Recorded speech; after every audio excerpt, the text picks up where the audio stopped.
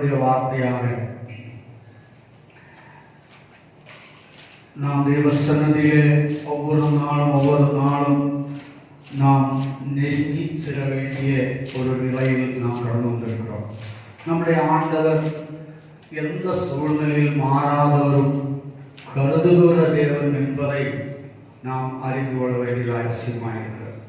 மாறாதவரும் கருதுகிறவும் தேவன், நாம் ஆராதிக்கிற நம்முடைய தேவன். ஆகவே நம்முடைய தேவன் சில சூழ்நிலைகளில் மறந்து விடுகிறவராகவோ அல்லாவிட்டால் அவருக்கு நம்மை குறித்து ஒரு ப்ரீ பிளான் இல்லாதவராகவோ இல்லை. அவர் நம்மை அவருடைய உள்ளங்கையில் வரைந்திருக்கிறார் என்று சொல்லப்பட்டிருக்கிறது.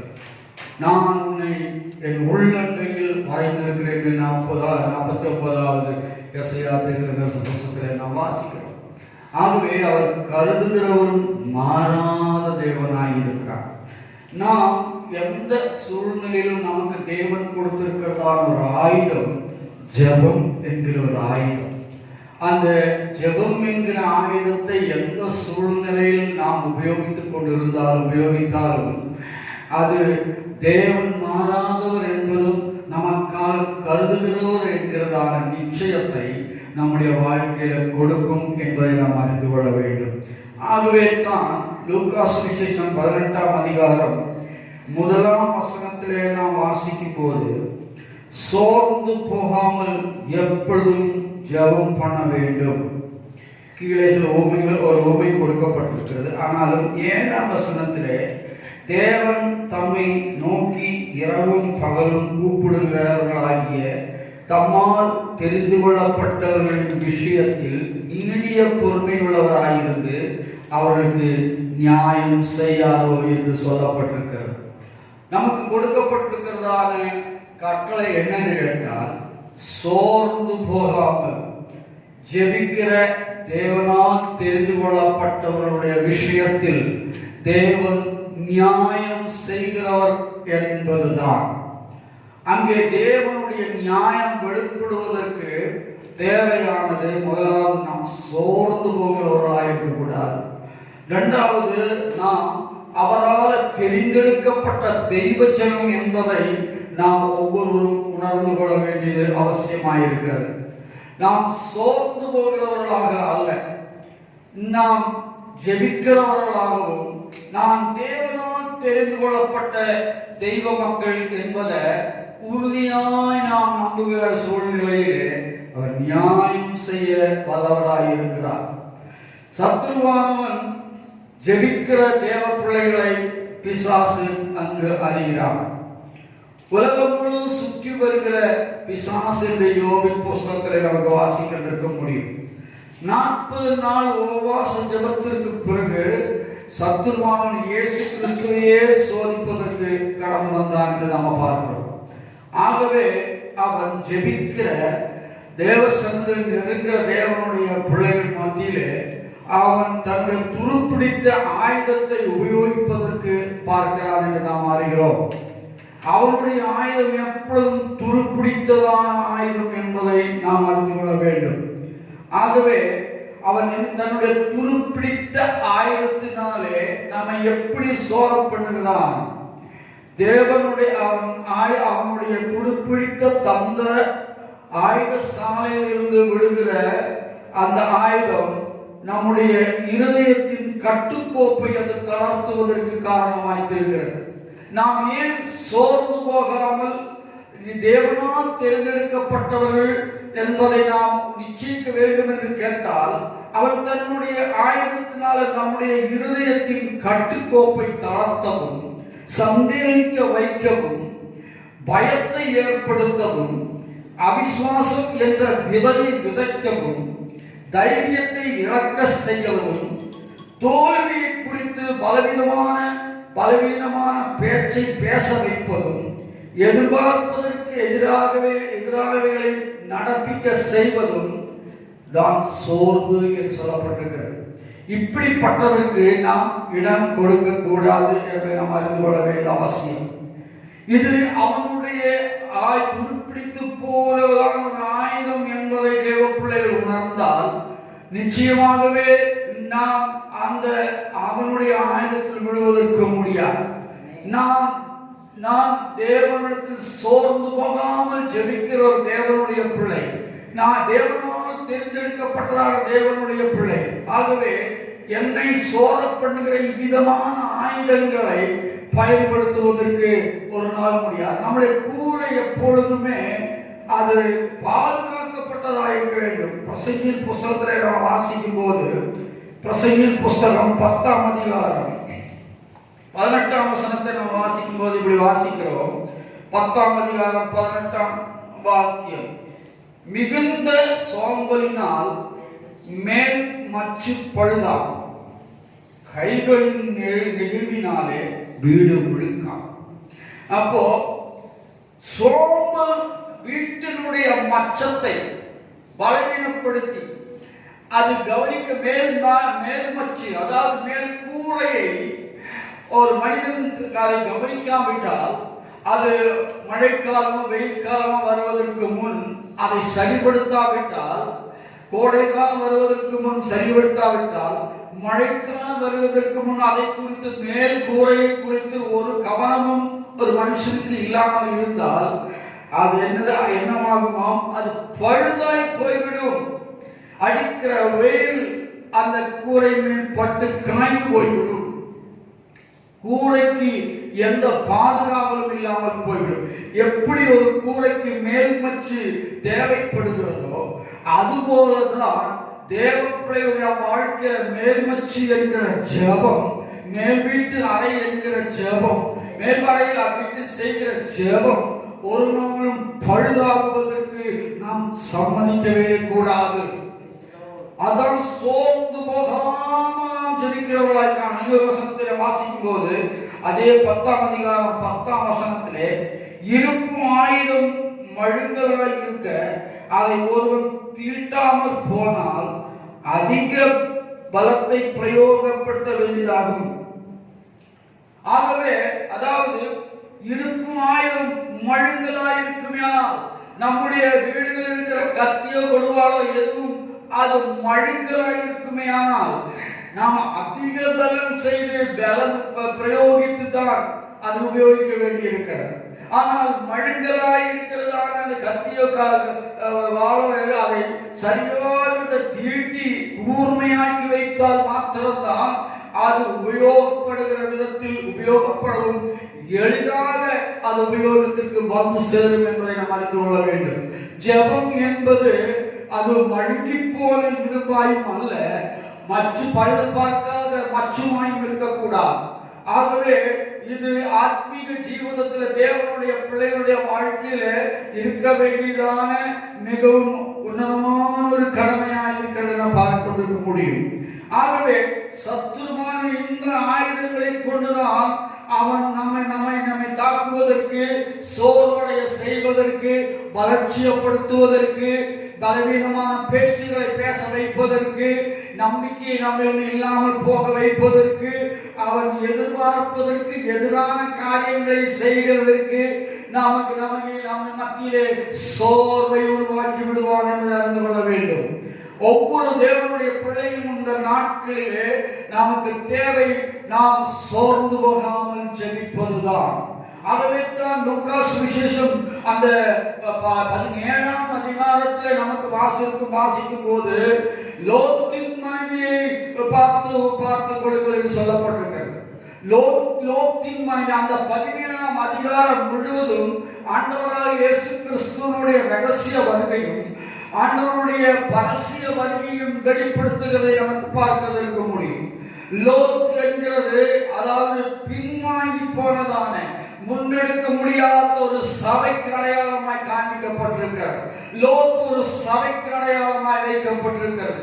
முன்னாலே போக வேண்டும் என்று தூதர்கள் எச்சரித்திருந்த போதிலும் ஒரு அக்கினி சூளை இறங்கி வரப்போகிறது, சோதோம் கொமோரா பட்டணத்தை அழிக்கப் போகிறது என்று அவர்களுக்கு இரவெல்லாம் போதித்திருந்த போதிலும் சூரியன் அதாவது சூரியன் உதிக்கிறதுக்கு முன்பதாக இந்த இடத்தை விட்டு போக வேண்டும் என்று சொல்லியிருந்த போதிலும் அங்கே லோத்தினுடைய மனைவி கடைசியை 2 பேரையும் கையை பிடித்து இழுத்துக்கொண்டு போய் விட்ட போதிலும் லோத்தின் மனைவி திரும்பி பார்த்து உப்பு தூணால் சொல்லப்பட்டிருக்கிறது.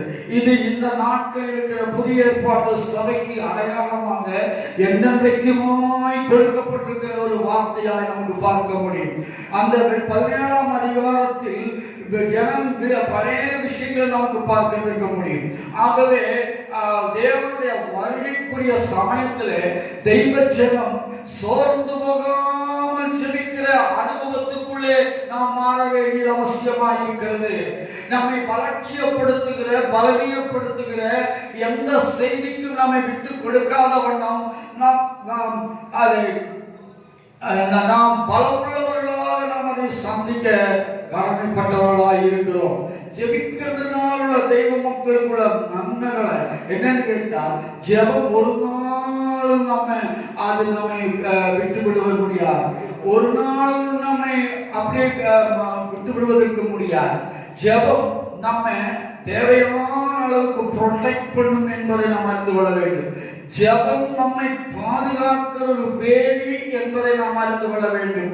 எப்படி பார்வோன் அவனுடைய சைனியங்களும் இதோ இஸ்ராயேல் ஜனங்களுக்கு பின்னால் வந்து கொண்டிருக்கும் பொழுது அந்த கடலிலே வைத்து தேவன் தன் ஜனத்தை பாதுகாத்ததும், தேவன் தன் ஜனத்தை மூடி மறைத்ததும், ஜனத்தை அதிசயமாய் அற்புதமாய் அந்த செங்கடலை கடக்க பண்ணினதை பார்க்க வைக்க முடியும். ஜெபம் எப்பொழுதுமே நம்மை பாதுகாக்கும் என்பதை அறிந்து கொள்ள வேண்டும். ஜெபம் எப்பொழுதுமே நம்முடைய காரியத்தை சேஞ்ச் செய்யும் என்று நாம் அறிந்து கொள்ள வேண்டிய அவசியமாக இருக்கிறது. நம்முடைய காரியத்தை மாற்றி அமைக்கிற ஒரு ஜெபம் என்று நாம் பார்க்கிறோம். ஆகவே எஸ்தர் எப்படி காரியம் மாறுதலாய் முடிந்தது என்று சொல்லி வேத புத்தகத்தில் நாம் வாசிக்கிறோம். எஸ்தரை குறித்து நாம் வாசிக்கும் போது காரியம் மாறுதலாய் முடிவடைகிறது. எந்த ஒரு காரியத்தையும் மாற்றி அமைப்பது நம்முடைய சொந்த முயற்சியோ அல்லது நம்முடைய சொந்த பலமோ அல்ல. ஜெபம் செய்வதற்கு தெய்வ சன்னதியிலே சோர்ந்து போகாமல் ஜெயிப்போமே ஆனால் நம்முடைய காரியங்களை அப்படியே சேஞ்சாக்கி மாற்றி கொடுக்கிற வல்லமையுள்ளவராய் இருக்கிறார் கர்த்தர். ஹல்லேலூயா. ஜெபம் என்ன செய்யும் என்று கேட்டால், ஜெபம் தேவனுடைய சித்தத்திற்குள் நம்மை வழிநடத்துகிறதா இருக்கிறது. Keep you in the will of God. நம்ம தேவனுடைய சித்தத்திற்குள் நம்மை அப்படியே நடத்தி கொண்டு போய்விடுவதற்கு முடியும். ஆபத்துகளோ பிரச்சனைகளோ பிரதிகூலங்களோ எது வந்தாலும் அதன் சித்தத்துக்குள்ளே நடத்தி விடுகிறதை நமக்கு பார்க்கிறதுக்கு முடியும். அவருடைய சித்தம் எதுவோ அதற்குள்ளே நடத்தி செல்லுகிற ஒரு ஜெபம் நமக்கு அவசியமாக இருக்கிறது. ஜெபம் என்ன செய்வது கேட்டால், அது தேவ சமூகத்துக்கு நெருங்கி கொண்டு வந்து சேர்க்கும் என்பதை நாம் அறிந்து கொள்ள வேண்டிய அவசியம். ஜெபம் தெய்வ சன்னதியிலே நம்மை நெருங்கி கொண்டு வருவதற்கு உதவி செய்யும் என்று பார்க்க முடியும். ஜெபம் நம்முடைய வேதனைகளை மாற்றி அமைப்பதற்கு முடியும் என்பதை ஜெபத்தின் மூலமாக நாம் புரிந்து கொள்வதற்கு முடியும். ஜெபம் தேவன் மேல் வைத்திருக்கிற மேலான நம்பிக்கையை அது பெருக பண்ணும் என்பதை நாம் அறிந்து கொள்ள வேண்டியது அவசியமாக இருக்கிறது. நமக்கு நம்பிக்கையே மேலாக மேலாக மேலாக அசாத்தியமான நம்பிக்கைக்கு நேராக அது நம்மை கொண்டு செல்லும் என்பதை நாம் அறிந்து கொள்ள வேண்டியது அவசியமாக இருக்கிறது. அசாத்தியமான காரியங்களை ஜெபத்தின் மூலமாக செய்தெடுப்பதற்கு முடியும் என்பதை தெய்வ மக்கள் எல்லாம் ஒரு பிரசங்கங்களாக இருந்தாலும் ஒரு குறிப்பாக நான் சொல்லிக் கொண்டு போய் கொண்டிருக்கிறேன். கர்த்தருக்கு மகிமை உண்டாவதாக.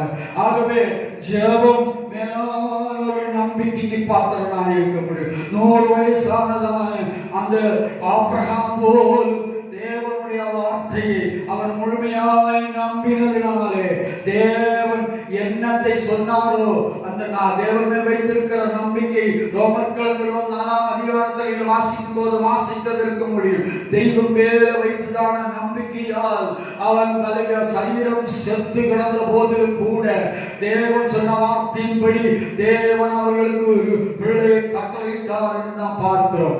ஆகவே ஜெபிக்கிற தேவனுடைய பிள்ளைகளுடைய நம்பிக்கையை தேவன் பெருக பண்ணுவதற்கு அவர் போதுமானவராய் இருக்கிறார் என்பதை நாம் அறிந்து கொள்ள வேண்டும். கர்த்தருக்கு மகிமை உண்டாவதாக. ஜெபம் நம்ம என்ன செய்யணும் கேட்டால், நம்முடைய செல்ஃபிஷ்னஸ் எல்லாத்தையுமே நம்முடைய சுயமாய் நம்ம உண்டாகிறவர்கள் எல்லாம் அறுத்து மாற்றும் என்பதை நாம் அறிந்து கொள்ள வேண்டிய அவசியமாக இருக்கிறது. ஹல்லேலூயா.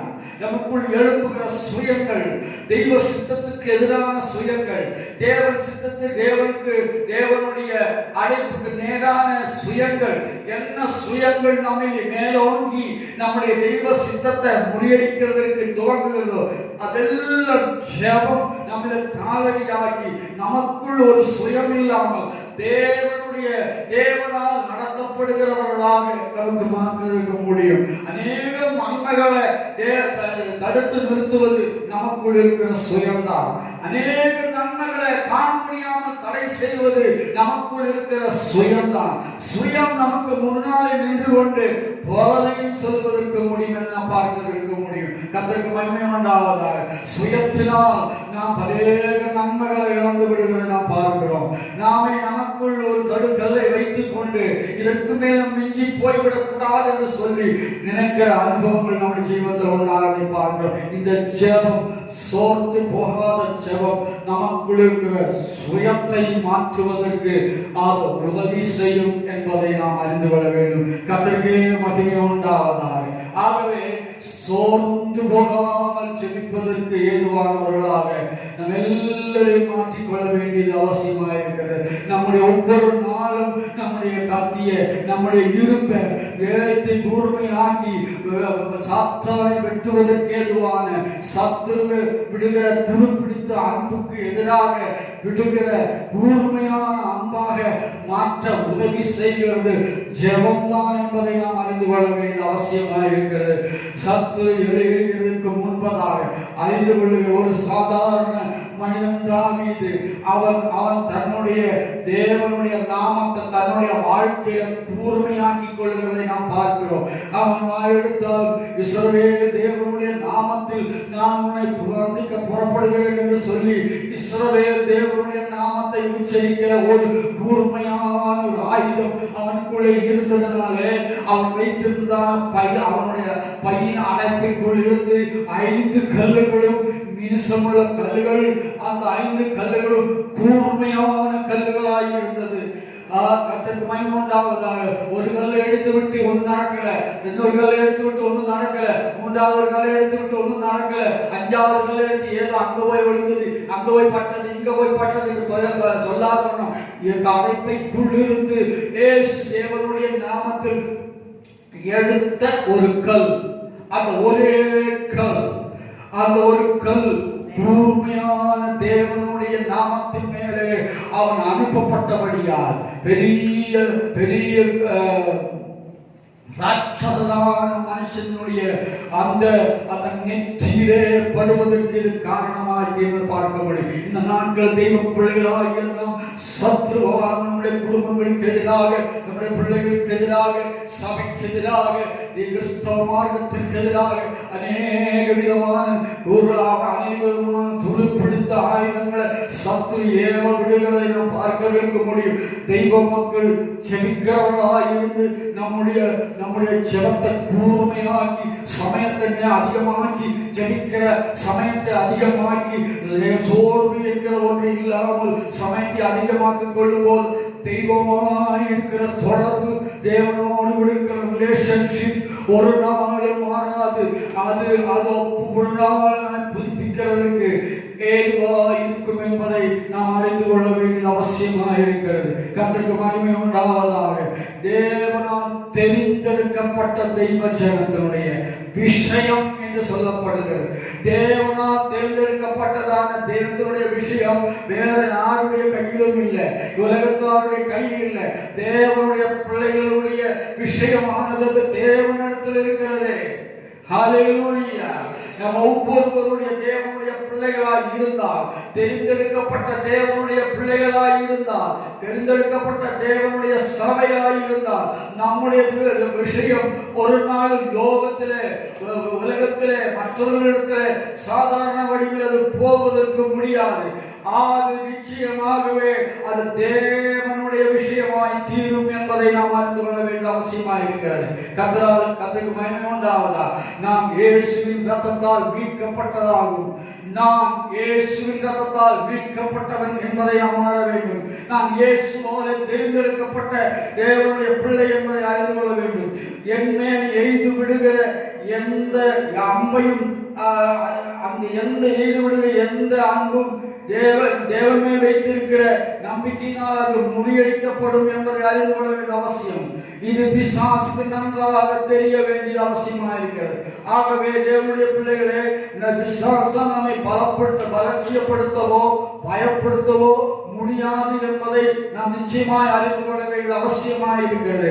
இதோ தானியேலுடைய ஜெபம் அவனை சிங்க கவியில் போடுவதாயிருந்தாலும் போடுவதற்கு காரணமாய் இருந்தாலும் தானியேலுடைய ஜெபம் அவன் அதோ சிங்க குகையிலிருந்தும் அவனை மீட்டெடுப்பதற்கு தேவனுடைய பிள்ளையுடைய விஷயத்தில் தேவன் அக்கறை உள்ளவர் என்பதை, நியாயம் செய்ய வல்லவர் உள்ளவர் என்பதை, ஒரு தேவனுடைய பிள்ளைகளுக்கு ஏதாவது சம்பவிக்குமானால் சொர்க்கம் அதை நோக்கி கொண்டிருந்து அது அமைதியாயிருக்காது. சொர்க்கம் சும்மா இருக்காது. சொர்க்கம் ஒரு நாள் பார்த்து கொண்டு வேடிக்கை பார்க்காது. சொர்க்கம் அதை இறங்கி தன்னுடைய தூதர்களை அனுப்பி தேவனுடைய பிள்ளைகளை ரட்சிப்பதற்கு அது காரணமாக இருக்கும் என்பதை நாம் அறிந்து கொள்ள வேண்டிய அவசியமாக இருக்கிறது. கர்த்தருக்கு மகிமை உண்டாவதாக. ஆகவே தேவனால் நாம் தெரிந்தெடுக்கப்பட்ட தேவனுடைய பிள்ளைகளா நாம் ஜெபிக்க வீணாக ஜெபிக்கிறவர்களாய் அல்ல. ஒவ்வொரு நாளும் நம்மை அறிக்கை செய்ய வேண்டியது, நாம் கன்ஃபஸ் பண்ண வேண்டியது, நான் தேவனால் தெரிந்தெடுக்கப்பட்ட ஒரு தேவ பிள்ளை. என்னுடைய விஷயத்தை உலகத்தில் இருக்கிற ஒருத்தரும் பார்க்க வேண்டிய அவசியம் இல்லை. என் விஷயத்தை விசாரிக்கிறவர், கருதுகிறவர், நிறைவேற்றி தருகிறவர் என்னுடைய தேவன் என்பதை குறித்துதான் நிச்சயம் நம்முடைய வாழ்க்கையிலே மிகவும் அவசியமாக இருக்கிறது.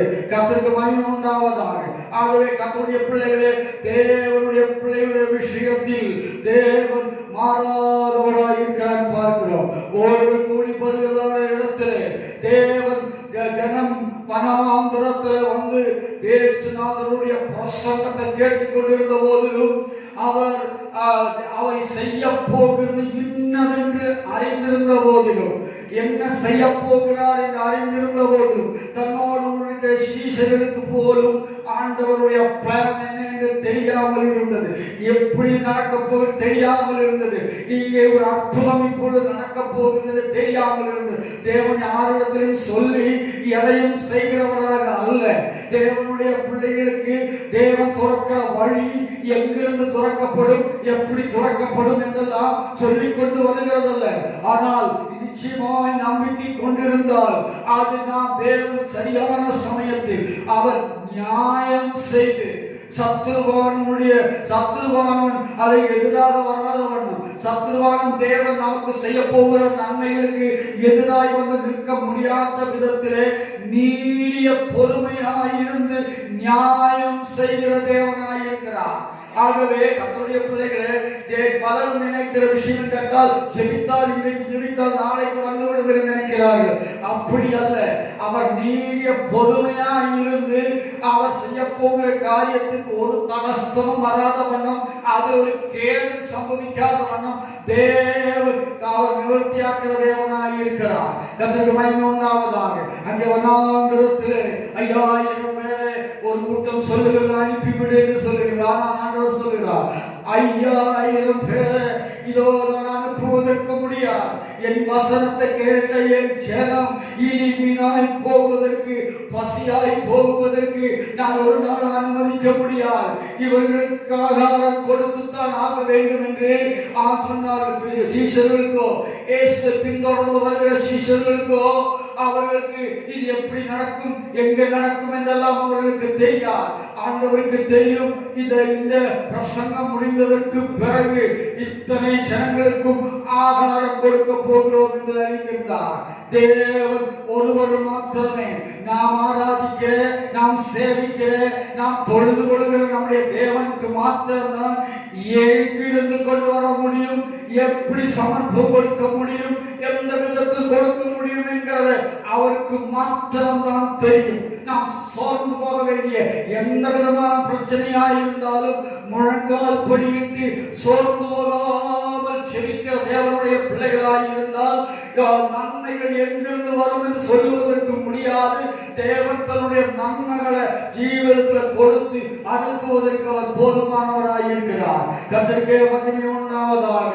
சமயமான போது அங்கே தேவனுடைய திட்டம் வெளிப்பட ஆரம்பிக்கிறது. தேவனுடைய பிளான் வெளிப்பட ஆரம்பிக்கிறது. சீசர்களிடத்திலே அவர்களிடத்திலே ஒரு செய்தி வருகிறது. ஒரு வாலிபர் 5 அப்பத்தையும் 2 மீனையும் வைத்திருக்கிறார் என்கிற செய்தி வருகிறது. ஆண்டவர் அந்த பிளான், அந்த வெளிப்பாடு அவர்களுக்குள்ள கொடுத்ததாய் நமக்கு பார்க்கிறதற்கு முடியும். சில தேவன் சொல்லுகிறதை குறித்து அது சாதாரண மட்டில் விட்டு விடுகிறதை நாம் பார்க்கிறதற்கு முடியும். ஆண்டவர் சொல்லும் போது இது எப்படி நடக்கும் என்று அதை புறந்தள்ளி விடுகிறதை நாம் பார்க்கிறதற்கு முடியும். தேவன் அவர் செய்ய போகிறதை அவர் அறிந்திருந்தபடியினாலே நீங்கள் அவர்களுக்கு ஆகாரம் கொடுக்க வேண்டும் என்று சொன்னதை நாம் பார்க்கிறதற்கு முடியும். ஒரு பையன் 5 அப்பத்தையும் 2 மீன்களை கொண்டு வந்திருக்கிறார் என்று அதை கொண்டு வாருங்கள் என்று சொல்லி ஆசீர்வதித்தார் என்பதை நாம் பார்க்கிறோம். கர்த்தருக்கு மகிமை உண்டாவதாக. ஆசீர்வதித்த போது 5000 15,000 பேருக்கு திருப்தியாய் கொடுப்பதற்கு தேவனால முடியும். சோர்ந்து போயிருக்கிற தேவனுடைய பிள்ளைகளே, எனக்கு எப்படி வழி வரும் திறக்கும் என்று நீ கருத வேண்டிய அவசியம் இல்லை.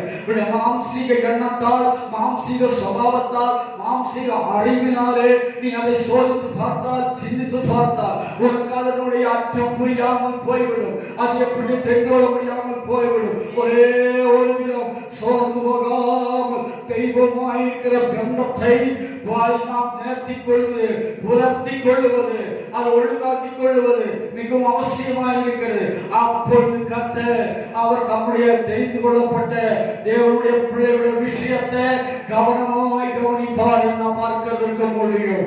எஸ்தர் பூமிக்குள் அறைக்குள்ள போய் தோழிமாரோடு கூட அவள் ஜெபிக்க தொடங்கினார். 3 நாள் அல்லும் பகலும் புசிக்காமல் அவள் உள்ளே பிரவேசித்து அவள் ஜெபிக்க தொடங்கினார். 5ஆம் அதிகாரத்தில் வாசிக்கும் போது தேவன் எஸ்தருடைய ஜெபத்தினால் ஆண்டவர் ராஜாவினுடைய இருதயத்தை துறந்தார் என்று நாம் வாசிக்கிறதற்கு முடியும். எஸ்தருடைய ஜெபம் ராஜாவினுடைய இருதயத்தை துறக்க வைத்ததை நமக்கு பார்க்கிறதற்கு முடியும். இதோ சத்தத்தின் மீது உள்ள பிரவேசித்த போது எஸ்தரை கடிந்து கொண்டு அனுப்பாமல் அவளுக்கு நேராக செங்கோலை நீட்டினதை நமக்கு பார்க்கிறதற்கு முடியும்.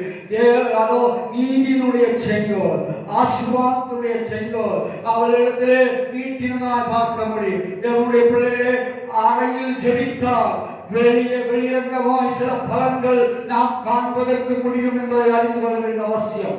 தேவன் ராஜாவினுடைய இருதயத்தை துறந்தார். ராஜாவுடைய இருதயத்தை துறந்த போது அதற்கப்புறம் திறக்க வேண்டிய சகல வழிகளை, சகல பாதைகளை, சகல விஷயங்களை இனி ராஜாவுடைய இருதயம் துறந்தது மாத்திரம்தான்.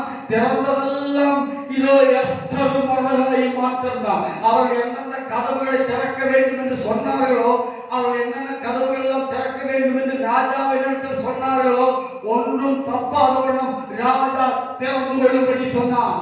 கர்த்தருக்கு மகிமை உண்டாவதாக. ஹல்லேலூயா.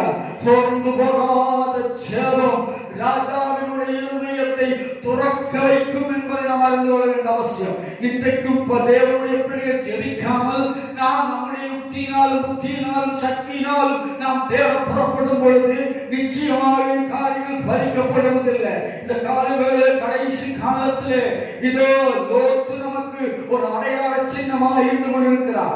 சபைக்கு, புதிய ஏற்பாட்டு சபைக்கு அது ஒரு சின்னம்.